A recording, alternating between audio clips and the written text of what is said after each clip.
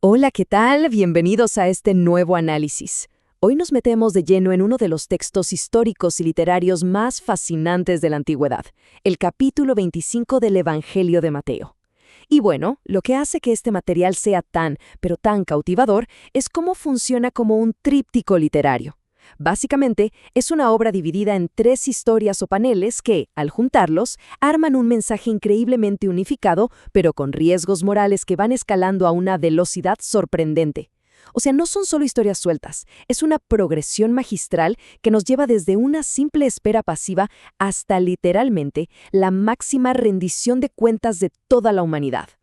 Para arrancar, hay una pregunta fundamental flotando en el aire. ¿Qué tienen en común una boda que se retrasa hasta la medianoche, un inversionista súper estricto que exige rendimientos financieros y un pastor que divide meticulosamente su rebaño en 2 grupos? A primera vista, la verdad es que parecen escenarios totalmente desconectados, ¿cierto? Sin embargo, estas son exactamente las 3 narrativas que construyen nuestro material fuente de hoy. Vamos a desentrañar ese hilo conductor, viendo cómo cada historia, de manera muy estructurada, va subiendo la apuesta de la anterior.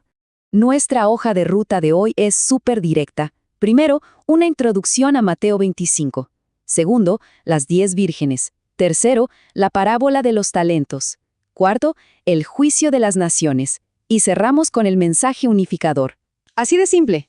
Empecemos con la sección 1, Introducción a Mateo 25 y los riesgos crecientes de la escatología. Pasamos directo a la sección 2, las 10 vírgenes. Este es nuestro acto 1, enfocado en la preparación interna. Para entender bien este primer acto, necesitamos un poquito de contexto. El capítulo se centra en los eventos finales, claro.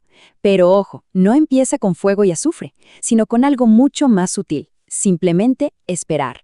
La narrativa evalúa el nivel de preparación interna para aguantar un largo periodo de incertidumbre. El texto divide de inmediato a los personajes en 2 grupos, 5 prudentes y 5 insensatas. Ambos bandos tienen el mismo objetivo: salir a recibir al esposo, y además ambos llevan sus lámparas. Pero aquí está la gran diferencia: la previsión.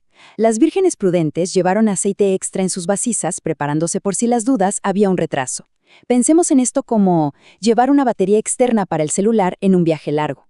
Por otro lado, las insensatas solo llevaron las lámparas sin ningún margen de error, asumiendo que todo saldría perfecto a corto plazo. Si vemos la cronología de la historia, la tensión se dispara puramente por el factor tiempo. El esposo se demora. De hecho, todas cabecean y se quedan dormidas. Y es justo a la medianoche cuando estalla ese clamor dramático. «Aquí viene el esposo, salgan a recibirlo». En ese momento de máxima urgencia, las lámparas de las insensatas se empiezan a apagar.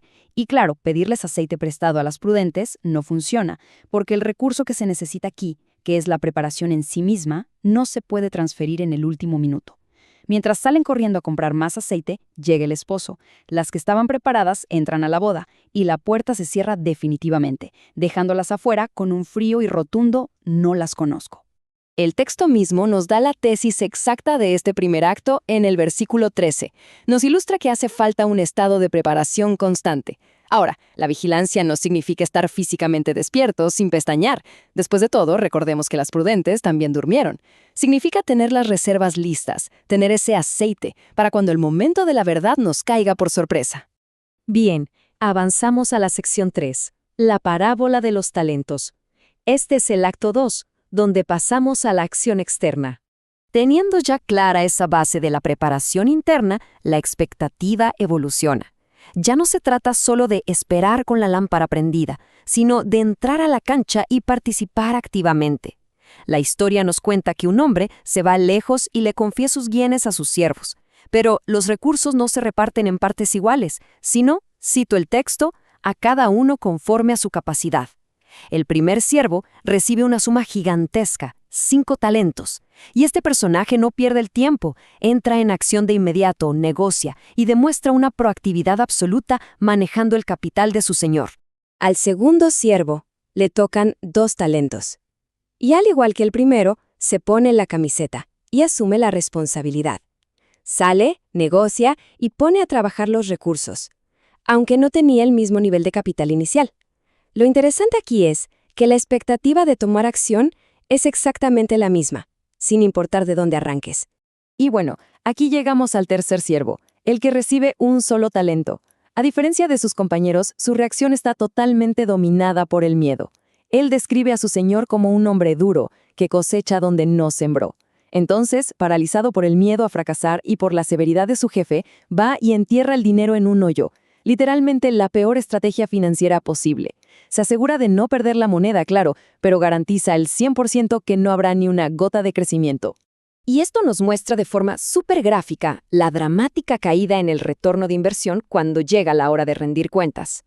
El primer siervo duplicó sus 5 talentos y llegó a 10. El segundo duplicó sus 2 y llegó a 4. Y ambos reciben exactamente la misma felicitación. Bien, buen siervo y fiel, sobre poco has sido fiel, sobre mucho te pondré. Pero el gráfico se va a pique, directo a 0 con el tercer siervo.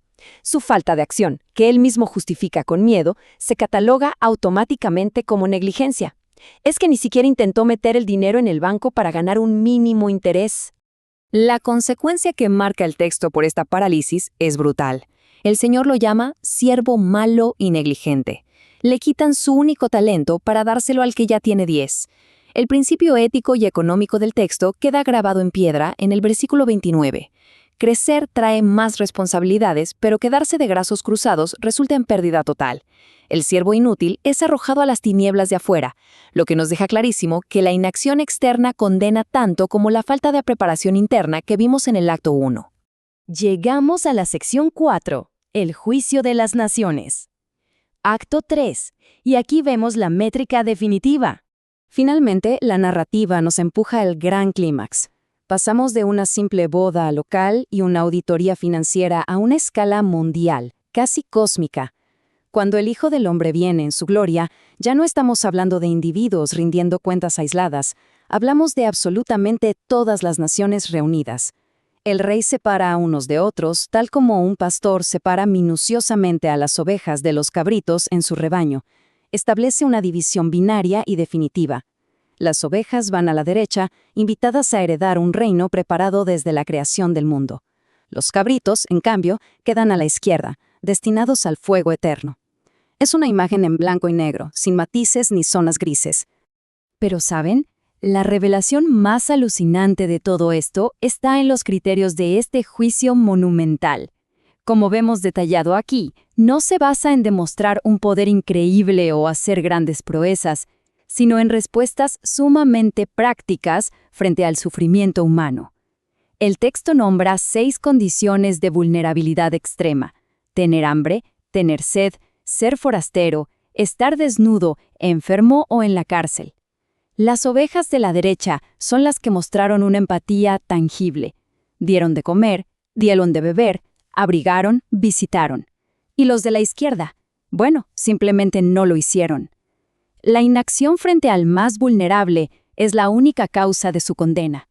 El verdadero corazón de todo este capítulo late en el versículo 40, y es fascinante porque tanto los justos como los condenados se sorprenden muchísimo. Ninguno recuerda haber visto jamás al rey en esas condiciones de miseria. Y la respuesta que da el rey redefine toda la ética de la narrativa. La forma en que actuamos con los marginados, los hermanos más pequeños, está conectada directa e inseparablemente con el rey divino. En la lógica de este texto, ignorar a los más vulnerables fue exactamente lo mismo que ignorar al mismísimo soberano. Y para ir cerrando, sección 5, el mensaje unificador. Juntemos las piezas de este tríptico. A medida que vemos toda esta estructura completa, salta a la vista que estos 3 relatos no los pegaron ahí por casualidad.